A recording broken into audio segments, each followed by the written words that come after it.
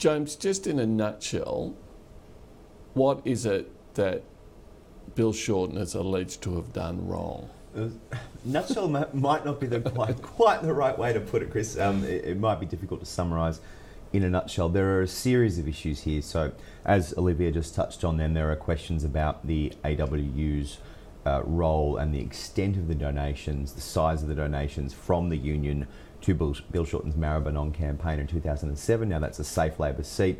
I guess if you want to sort of flip the coin, it would be surprising if the AWU didn't support a former state and federal secretary by donating funding to his campaign for federal parliament. But having said that, the questions, I guess, go to the amount of money. There are also questions about whether AWU staffers, as I understand it, were deployed while employed by the union to work on Mr. Shorten's federal campaign. And then, through a series of articles we've seen from Ben Schneider's, Royce Miller, Nick Toscano down in the Age's Melbourne investigative team, we've also seen questions raised about payments from builders such as Tees John Holland to construct the Eastlink road project in 2005. There was I think it was a $300,000 donation from the company, or payment rather, from the company to the union. Now, we've seen Tony Shepherd, who was head of that company at the time, say, well, this was a model project, this is a great deal, it came in under budget and early, essentially. But on the other hand, that's a pretty sizable donation. It's not really clear why why a donation or an amount of money of that magnitude was paid. It does raise the spectre that there's almost like some sort of extortion, sweetheart money going to the union in return for industrial peace. Yeah, precisely. Now, some defenders of Bill Shorten are saying, well, actually, this is proof. Again, this is proof that this is a good deal, that, the AWU, unlike a more militant union like the CFMEU, were actually able to work with a company to deliver a project ahead of schedule, on time, on budget, that workers were well paid. Conversely, and we've seen that in this, with regard to this deal, but also in regards to other deals struck while Shorten was state and federal secretary, there are questions about whether the sort of entitlements that went to workers were less than they might have been under a deal that another union might have struck, because of their sort of what's perceived as being a more cosy relationship between the AWU and various companies. So these are the sorts of questions that Bill Shorten is going to face at the Royal Commission on July 8. And there was this other case with another firm where they were actually paying the union memberships on behalf of the workers, which essentially meant, one way, a good deal for the workers. They weren't taking cash out of their pocket, but the idea is that then would lock their membership into the AWU, sure, rather than perhaps the more militant CFMEU, which may have been able to get them better conditions. Sure. No, look, that's exactly right. There is at least one former worker who was on that agreement who's come out publicly and said, look, we never saw the union on the work site. Now, I mean, this is the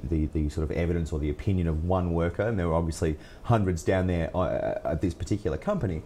But if that's the case, then you sort of have to say, well, the question then becomes, was the union representing the workers to the best of its ability? Now, again, conversely, the supporters of Bill Shorten would say, well, there was industrial peace, it was still a good deal. Obviously, these sorts of agreements have to go through the Fair Work Commission. They have to pass the better offer overall test, the boot test. This one did. So, what's the problem? I guess that's what the Shorten supporters are saying. And is there any allegation of illegality here?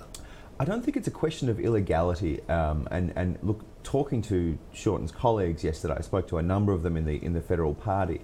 They're kind of saying, look, we don't think there's any particular gotcha moment. Bill's not stupid. Bill was a good operator. Bill was a good union leader. It's very unlikely that he's done anything illegal. I mean, extraordinarily unlikely, probably. But it's more the question of, this is not necessarily a good look. And we're seeing a series of stories in the Fairfax papers, in the Herald Sun down in Melbourne, in the Australian newspaper as well. Everyone's kind of digging into Bill Shorten's past now, and this led what one MP put to me yesterday that several agreed with. This then leads to the question that if we're all kind of digging into saying, well, what about this and what about that, and raising these questions, finding these interesting deals, does Bill Shorten suffer death by 1,000 cuts as opposition leader? So I think in his favour is the fact, it's to his advantage that the appearance before the Royal Commission was brought forward to July 8 yesterday. If he'd had to wait until August or September, there would have. I mean, it's literally the case that there would have been more time for more stories, raising more questions about Mr. Shorten to be aired. Okay, so put it in a political context. How important is it going to be the future of Bill Shorten?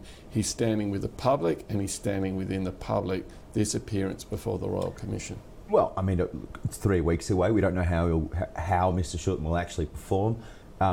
It is significant what's going on at the moment, pending appearance before the Royal Commission, because it raises doubts in the minds, potentially raises doubts in the mind of voters who sort of see Shorten through that, Labor, union, cosy deal, mates nexus potentially.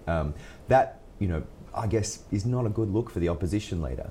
But will it undermine his support within the Labor Party? Because I would have thought that most Labor Party MPs are very aware of how unions operate.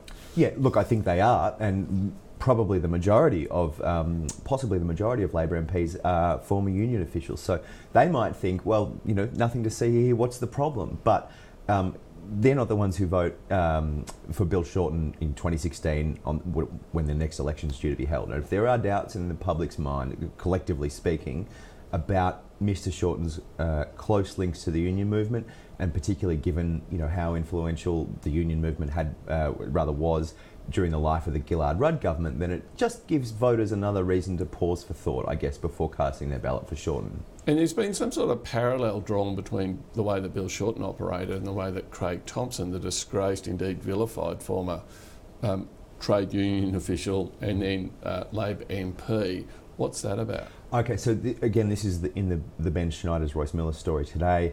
What they're what they're covering there is they're saying that Craig Thompson, who was the leader of the HSU nationally before coming into Parliament in 2007, received donations from his soon-to-be former union and had the assistance of HSU staffers at the time to essentially to win that campaign in the seat of DeBell.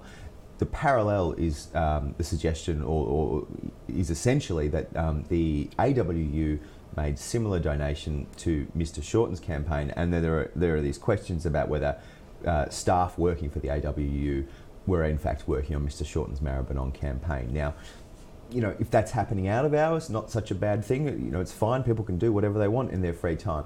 If that's happening while an industrial officer, for example, is supposed to be, representing workers, then that raises new questions. Now, one of the points that Miller and Schneider's make in their piece today is that Thompson was actually considering, when he was at the point of still contesting some of the some of these matters as they were going through the courts, he was actually considering calling Shorten and his team to sort of give evidence to say, well, look, here's another case of an MP, of a now MP doing a similar thing.